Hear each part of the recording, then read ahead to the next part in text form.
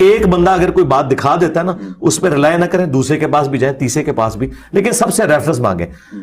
اور پھر الٹیمیٹلی آپ جب ہم تک پہنچیں گے تو آپ کو پتہ چلے گا کہ اس پلانٹ ارتھ پہ صرف ہم ہیں جو قرآن و سنت کے ریفرنس دکھاتے ہیں, باقی صرف گپ شپ بتاتے ہیں. ہاں جی. مرزا نے بہت بڑا دعویٰ کیا ہے, چلیں اس کا تجربہ بھی کر لیتے ہیں. مرزا نے نوح علیہ السلام کا ایک معجزہ بیان کیا ہے. جب کشتی بننے لگی تو راتوں رات درخت بھی ہو گئے اور تختے بھی بن گئے. اس بات کے لیے ہم نے بڑی کتابیں دیکھیں لیکن یہ بات ہمیں کسی کتاب میں نہیں ملی. اب دیکھتے ہیں مرزا جس کا دعویٰ ہے کہ اس روئے ارض پہ ہم ہی ہیں جو ریفرنس دکھاتے ہیں, تو وہ اس بات کے لیے کیا ریفرنس دیتے ہیں, غور سے سن لیں. آپ ایک فلم ہالی ووڈ کی دیکھ لیں نوحہ, اس میں انہوں نے بتائی ہے کشتی کیسے بنی ہے. راتوں رات درخت اگے ہیں, ان کے پھٹے تیار ہوئے ہیں, معجزانہ طور پہ ہوا سب کچھ. اور یہ ایک دن میں کشتی نہیں بنی ہے, کئی مہینوں میں بنی ہے. وہ مرزا جی ریفرنس دوبارہ بتانا. آپ ایک فلم ہالی ووڈ کی دیکھ لیں نوحہ, یہ نام ذرا دوبارہ بتانا. آپ ایک فلم ہالی ووڈ کی دیکھ لیں نوحہ. کمال بھائی کمال. جہلمی فرقے کے لیے اس سے بڑھ کر مضبوط ریفرنس اور کیا ہو سکتا ہے. آپ کسی مکتب فکر کے کسی عالم کے پاس چلے جائیں, کسی مدرسے میں چلے جائیں, آپ کو یہ ریفرنس کہیں نہیں ملے گا. یہ ہے مرزا جہلمی جو اپنے آپ کو ریفرنس کا بادشاہ سمجھتا ہے. چلیں چونکہ ریفرنس کی بات چل پڑی تو ایک اور نمونہ آپ کے سامنے پیش کرتے ہیں. مرزا نے قرآن کریم کا درس دیتے ہوئے خالد بن ولید رضی اللہ تعالیٰ عنہ کا ایک واقعہ بیان کیا کہ وہ حضرت سالم رضی اللہ تعالیٰ عنہ کے پاس قرآن سیکھنے کے لیے جاتے ہیں تو ان کو کیا کہتے ہیں اور اس وقت کیا منظر ہوتا ہے. تو سیدنا سالم جو بخاری مسلم میں آتا ہے, 4 بندوں سے قرآن سیکھو. ان میں سے ایک ابن مسعود بھی ہیں, ابی ابن کعب بھی ہیں اور سالم بھی ہیں.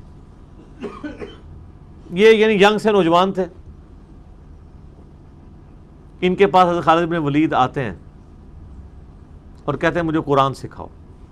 یار اسلام بڑوں بڑوں کی اکڑ توڑ دیتا ہے. یہ عرب کے لوگ یہ غلاموں کو تو جوتی کے برابر نہیں سمجھتے تھے, اور کدھر اسلام ہے کہ وہ ایک غلام زادے سے کہہ رہے ہیں کہ مجھے یار قرآن سکھاؤ.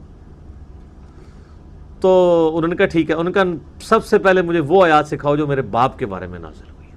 ہائے ہائے ہائے ہائے سر, کتنا جگرا چاہیے.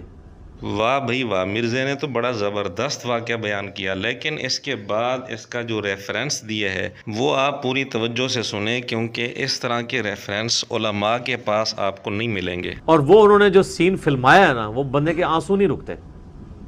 آپ اگر عمر سیریز میں وہ دیکھ لیں کہ کیا کیفیت ان کے اوپر طاری ہوتی ہے, کتنا ان کو پسینہ طاری ہو جاتا ہے. اب علماء دن رات ایک کر کے ہزاروں کتابیں کھنگال لیں لیکن ریفرنس تو نہیں دے سکتے. ریفرنس تو پھر مرزا نے دیا ہے نا, کمال کر دیا مرزا نے. کیونکہ علماء کا تعلق تو کتابی دنیا سے ہوتا ہے, فلمی دنیا سے علماء کا کیا تعلق. اب علماء کو کیا پتا کہ کتابی دنیا سے ہٹ کر بھی ریفرنس ہوتے ہیں. چلیں ایک اور نمونہ بھی آپ کے سامنے پیش کر دیتے ہیں.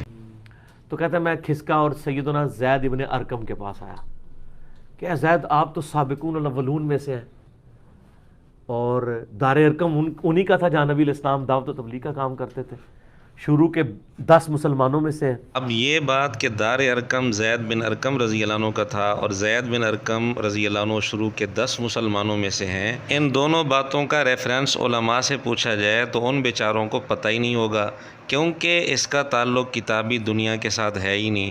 ہاں مرزا نے اس کا ریفرنس بتایا ہے, بڑا زبردست ریفرنس. سیدنا زید ابن ارقم سابقون الاولون میں سے ہیں, یہ دار ارقم ان کا تھا. وہ عمر سیریز میں بھی آپ دیکھ لیں, مکہ شریف میں گھر تھا جہاں نبی صلی اللہ علیہ وآلہ وسلم دعوت و تبلیغ کا کام کرتے تھے. حرم میں تو کافر نہیں آنے دیتے تھے. جی ناظرین, یہ ہے ریفرنس. اب علماء کتابی دنیا سے باہر نکلیں تو ان کو پتہ چلے کہ کتابی دنیا کے علاوہ بھی ریفرنس ہوتے ہیں. تو مرزا بالکل صحیح کہتا ہے, اس طرح کے ریفرنس اس روئے ارض پر صرف مرزا ہی دیتا ہے, کوئی اور نہیں دیتا. جو ہمارے ریگولر سننے والے انہیں پتا ہے کہ ہم ہر چیز ریفرنس کے ساتھ بیان کرتے ہیں. ہمارے اس پلیٹ فارم کی برکت یہ ہے کہ اس کی اتھینٹسٹی ویریفائڈ نہیں ہے نہ صرف, بلکہ دوسرے فارغ ہو گئے ہیں. دوسرے اب کوئی بھی بات کریں لوگ کہتے ہیں جی دلیل دیں. ہمیں شک ہے کہ آپ نے پہلے بھی فراڈ بیان کیا تھا, اب بھی فراڈ ہی نہ کر رہا ہوں. جی فراڈ تو لگے گا نا. ان بیچاروں کو کیا پتا فلمی دنیا کیا ہوتی ہے, انہوں نے فلمیں دیکھی نہیں, تو ظاہر ہے آپ کو ان کی باتیں فراڈ تو لگیں گی. اور خصوصاً ہمارا پلیٹ فارم تو میں سمجھتا ہوں اس وقت یونیک ہے. اسلام کی دعوت کے حوالے سے کوئی پلیٹ فارم اس کے مقابلے کا نہیں ہے یا اس کے قریب بھی نہیں ہے جو ایک ایک بات ریفرنس کے ساتھ بیان کرتا ہو. ایٹ لیسٹ اسلام کے اندر جو چیزیں ہیں. واہ واہ واہ مرزا واہ، کمال کر دی بھائی، کمال. سیدنا عمار ابن یاسر بھی حبشی تھے. تو حبشی جو ہے وہ کتنا خوبصورت ہو سکتا ہے؟ رنگ تو کالا ہی ہوگا، ناک تو موٹا ہی ہوگا، اور تو موٹے ہی ہوں گے. یہ ہوئی نا بات، عمار بن یاسر رضی اللہ تعالیٰ عنہ کا حبشی ہونا، پھر ان کی ناک کا موٹا ہونا، ہونٹوں کا موٹا ہونا. اب علماء بیچاروں کو کیا پتہ جو کتابی دنیا میں لگے رہتے ہیں، ان کو کتابی دنیا میں یہ چیز کہاں ملے گی؟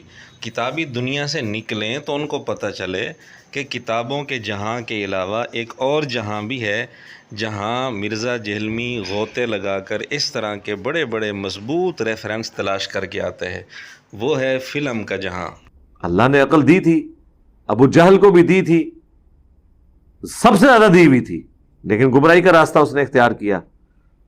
اور اسی کے غلام سیدنا یاسر اور سمیہ اور ان کا بیٹا عمار بن یاسر غلام زادے. اب جو بیچارے علماء کتابی دنیا میں مست رہتے ہیں، انہیں کیسے پتہ چلے گا کہ یاسر رضی اللہ تعالیٰ عنہ ابو جہل کے غلام تھے؟ ہاں، اس کا ریفرنس اگر آپ کو چاہیے تو آپ کو علماء کے پاس نہیں ملے گا، آپ کو پھر جہلم اکیڈمی میں جانا پڑے گا، کیونکہ وہاں ایک اور جہاں بھی ہوتا ہے جہاں سے ریفرنس دیا جاتا ہے. اس میں ایک بات کروں گا جو ان کے لیے بہت بڑی پھکی ہے. صحیح بخاری میں حدیث ہے، واشی نے فتح مکہ کے موقع پر اسلام قبول کر لیا. ویسے تو بھاگ کے وہ طائف چلا گیا تھا. حضرت بلال حبشی بھی چونکہ حبشی تھے، واشی بھی حبشی تھا، تو حضرت بلال حبشی جہاں باقی لوگوں نے اپنے رشتہ داروں کے لیے امان حاصل کی فتح مکہ کے موقع پہ، تو انہوں نے بھی حضور سے کہا کہ رسول اللہ میں بھی اس کو امان دینا چاہتا ہوں، میں اس کو قائل کر لوں گا کہ وہ اسلام قبول کر لے. تو واشی تیار ہو گیا، حضرت بلال نے لا کے حضور کے سامنے پروڈیوس کر دیا صلی اللہ علیہ وآلہ وسلم. حضرت بلال کا حضرت واشی کے لیے رشتہ داری کی بنیاد پر حضور علیہ السلام کے سامنے سفارش کرنا اور یہ کہنا کہ میں ان کو اسلام کے لیے قائل کروں گا، پھر حضرت واشی کے پاس جانا اور ان کو اسلام کے لیے قائل کرنا، پھر قائل کر کے حضور علیہ السلام کے سامنے حضرت بلال کا حضرت واشی کو پیش کرنا. اب یہ سارا منظر، یہ سارا نقشہ، یہ سارا سین مرزا جہلمی نے صحیح بخاری کا نام لے کر بیان کیا ہے. اب علماء صحیح بخاری کے اندر 1000 دفعہ غور کر لیں، بار بار پڑھ لیں، انہیں تو بخاری سے یہ چیز نہیں ملے گی. کیونکہ انہوں نے بخاری کی شرح کے لیے وہ جہان نہیں دیکھا جو جہان مرزا جہلمی نے دیکھا ہوا ہے، وہ ہے فلم کا جہاں. بڑا عذاب آنا تھا فتح مکہ کے دن، جب 10,000 کا لشکر حضور علیہ السلام لے کے مکے میں داخل ہوئے. اس دن تو سب کی لاشیں اٹھنی تھی وہاں سے، کیونکہ وہ آخری دن تھا. ٹھیک ہے، وہاں حضور نے آگے معاف کر دیا. اب حضور نے یہ بھی نہیں دیکھا کہ پورا قرآن دھمکیوں پہ کھڑا ہے. ٹھیک ہے، وہاں پہ اللہ نے ایک اور آخری جسے کہتے ہیں آپشن رکھ دیا کہ 4 مہینے کا ٹائم ہے، یا تو اسلام قبول کر لو سورہ توبہ کے سٹارٹ میں، یا جزیرہ نما عرب چھوڑ کے چلے جاؤ، یا پھر تمہیں قتل کیا جائے گا عذاب استحصال. اس موقع پر پھر زیادہ تر نے اسلام قبول کر لیا. اکا دکا لوگ عرب کی سرزمین سے چلے گئے، کچھ بھاگے، ان کو بھی ان کے ساتھی پکڑ کے لے آئے. صفوان کو پتہ ہے نا آپ کو، اس دن تو پھر نبی علیہ السلام نے وہی آیت تلاوت کی سورہ یوسف کی، لا تثریب علیکم اليوم، آج تم پہ کوئی گرفت نہیں ہے. یہ آپشن ہے، قبول کر لو. اب بھی اگر کلمہ پڑھنا ہے تو پڑھ لو، یا تلوار سے بچنا چاہتے ہو تو ہم سے جنگ نہ کرو، عرب کی سرزمین چھوڑ کے چلے جاؤ. اگر یہاں پر رہو گے تو پھر قتل کیے جاؤ گے، عذاب استحصال تمہارے اوپر آ جائے گا. ابو سفیان نے بھی کلمہ پڑھ لیا، حضرت معاویہ نے بھی کلمہ پڑھ لیا، باقی لوگوں نے بھی کلمہ پڑھ لیا. کتابی دنیا میں یہ بات تو ملتی ہے کہ آپ علیہ الصلوۃ والسلام نے یہ اعلان فرمایا تھا کہ جو ابو سفیان کے گھر میں داخل ہو جائے اس کو بھی امن، جو اپنے گھر کا دروازہ بند کر لے اس کو بھی امن، جو لڑنے کے لیے سامنے نہ آئے اس کو بھی امن دے دیا گیا. اور اسی طرح عمومی طور پر معافی کا اعلان ہوا. البتہ چند لوگ تھے جن کا نام لے کر آپ نے فرمایا کہ یہ جہاں ملے ان کو قتل کر دو. لیکن مرزے کا یہ کہنا کہ فتح مکہ کے موقع پر 4 مہینے کا ان کو ٹائم دیا گیا کہ اگر اسلام قبول کرنا ہے تو ٹھیک، ورنہ یہ علاقہ چھوڑ کر کہیں اور چلے جاؤ. اگر علاقہ چھوڑ کر بھی نہیں جاؤ گے، اسلام بھی قبول نہیں کرو گے، تو پھر تمہیں قتل کیا جائے گا۔ اس طرح کا کوئی اعلان فتح مکہ کے موقع پر حضور علیہ الصلوۃ والسلام نے کیا ہو، اللہ تعالیٰ کی طرف سے یہ کرایا گیا ہو، ایسی کوئی بات کتابی دنیا کے اندر نہیں ملتی۔ اب علماء بیچارے سیرت کی کتابیں پڑھ لیں، حدیث کی کتابیں پڑھ لیں، تفسیر کی کتابیں پڑھ لیں، انہیں تو یہ چیز نظر نہیں آئے گی۔ ہاں، اس کا ریفرنس اگر مانگنا ہو تو مرزے سے رابطہ کرنا پڑے گا، کیونکہ مرزے نے ایک اور جہان بھی دیکھا ہوا ہے، وہ ہے فلم کا جہاں، اور یہ ساری تفصیل مرزا قرآن کریم کی تفسیر کرتے ہوئے کر رہا ہے۔ اب علماء بیچاروں کو کیا پتا کہ قرآن کی تفسیر کے لیے ایک اور جہان بھی دیکھنا پڑتا ہے، یہ تو مرزے کو پتہ ہے۔ اس کا بیٹا ولید بن عقبہ معافی مانگ کے مسلمان ہو گیا فتح مکہ پر، اس کو حضرت عثمان نے جو ہے وہ کوفے کا گورنر لگا دیا، حالانکہ حضرت عمر نے کہا تھا کہ جو لوگ فتح مکہ پہ مسلمان ہوئے ان کی 3 نسلوں میں بھی کسی کو کسی عہدے پر فائز نہ کرنا، کیونکہ ان کی ابھی برین واشنگ اس طرح نہیں ہوئی ہے، ان کی تربیت اس طرح نہیں ہوئی ہے جس طرح سابقون الاولون کی ہوئی ہے۔ حضرت عمر رضی اللہ تعالیٰ عنہ کا یہ فرمان کہ جو لوگ فتح مکہ پر مسلمان ہوئے ان کی 3 نسلوں تک بھی کسی کو کسی عہدے پر فائز نہیں کرنا۔ علماء بیچارے جتنی مرضی کتابیں کھنگال لیں، حدیث کی، سیرت کی، تاریخ کی، علماء کو اس کا ریفرنس نہیں ملے گا۔